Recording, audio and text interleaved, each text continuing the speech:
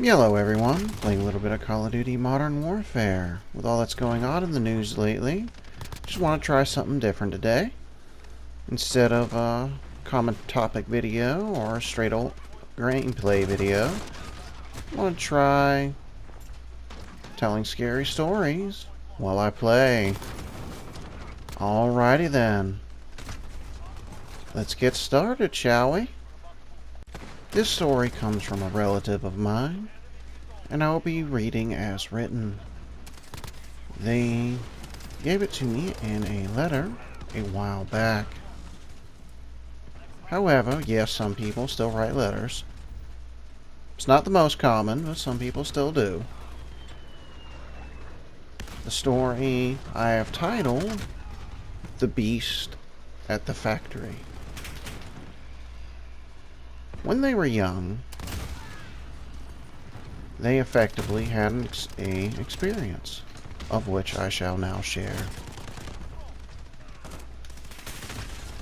We were headed out in order to find a place to eat. A number of local hunters had been complaining of finding only a leg in their trap. A lot of popular hunting spots in the area, one in particular where this has been transpiring, had been around a factory that closed down a number of years ago.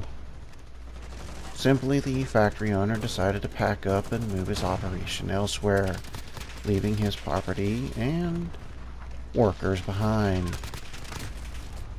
The hunters in the area had predominantly been using traps. These traps had frequently been found with effectively only a limb of what they had caught. Frequently dogs would be sent out, and only a few, if any, would actually return. People have been citing a large dog, particularly large and standing on its hind legs. The animal in question was very fast, would run on all fours, but would also run on its hind legs, and would proceed to be seen walking into the forest at times. As the hunters in question tend to be drunk whenever they would discuss the creature in question and what was happening with their traps, we didn't pay much mind to it. We all decided, after a short time of eating and discussing things that we'd been hearing, that we would effectively like to go see this factory. A lot of us had effectively been hesitant, but after a few drinks ourselves, decided it would be rather interesting to see if we could see anything ourselves. That night, after we'd all decided to go home, till the date we decided to go out to the factory, which was set to be on the weekend, just a few days away. While I was at my house, one of the neighbor's dogs was barking through the night, and then proceeded, after a rather pained yelp, go silent. The next day, as the animal was chained in the back, the owner came out to discover that there was no dog. In fact, the chain and the post it had been hooked to had seemingly been ripped out of the ground. Other than being disconcerted and walking over to see how had everyone fared through the night, were their animals okay or did they hear anything, it was effectively a case of no one knew what to think of the matter. In this particular case, no one did know what to think of the matter. They heard the dog, and then, after a pained yelp, nothing at all. Everyone went to bed, and no one saw anything. A few days later, when it was time to go to the factory with my friends, we took a car out. We just borrowed someone's uncle's car that had effectively been sitting around for long periods of time unused.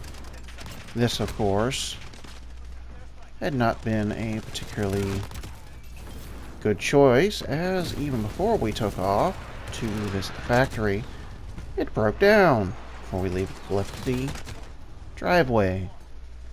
Took us a couple hours to get it up and running, and we made our way there. Upon arrival, we decided to take a look around. Other than standard decay, rust in all the beams, smashed out windows, and graffiti, nothing seemed to be a bit of a miss. However, on the surrounding tree lines, we had found marks normally expected to be of bear, although there were no bear in the area, of claw marks on the trees. We had heard that bear had been seen doing such things in areas that had them in order to mark territory. Unfortunately, with no bear in the area, we surmised that it was simply someone's hunting dog that simply gotten loose. We went back to the factory itself and set up a little camp so we could all spend the night. One of my friends decided to go off into the wilderness to use the all-natural latrine. In this particular circumstance, he came back in a rather unpleasant mood. The mood being that he had just seen a dog torn in half laying on the ground. While he did not see the attack, this had been fairly recent of a transaction, as the animal was still quite stiff. This, of course, led to him coming back to the campsite, informing us, and we all decided to go take a look. We come back, there's bloodstains, but no torn apart dog. So we all decided, after giving each other some looks, to head back to the factory. It was quite unfortunate, but we decided to stick it out, as we saw no reason not to stick around. In the end, we ended up regretting that decision. As night fell, we began to hear what we assumed were hunting dogs getting fairly aggressive in the tree lines. We've heard growling at some points and howling, but mostly in the distance, or far enough back not to be too concerned about. We had a fire going, we had shelter, and it was a decent number of us, so we figured we had nothing to worry about. We decided to take our flashlights after a while, when it had gotten quiet again, to go check out the factory at night. See what it takes to look like and such. In it, we noticed that several things that had been in one place in the morning had moved positions. We didn't find that particularly concerning, as we did assume there was dogs in the area. Although that did not concern us, despite the fact we were not armed. On the way back, though, outside one of the windows, we saw the shape of a large canine moving and growling just on the other side. We assumed it was a trick of the light, so we decided just to slowly make our way back to our camp, backing out of that portion of the factory. We didn't think much of it, so went back to business as usual. We enjoyed our supper and proceeded to head in for the night. However,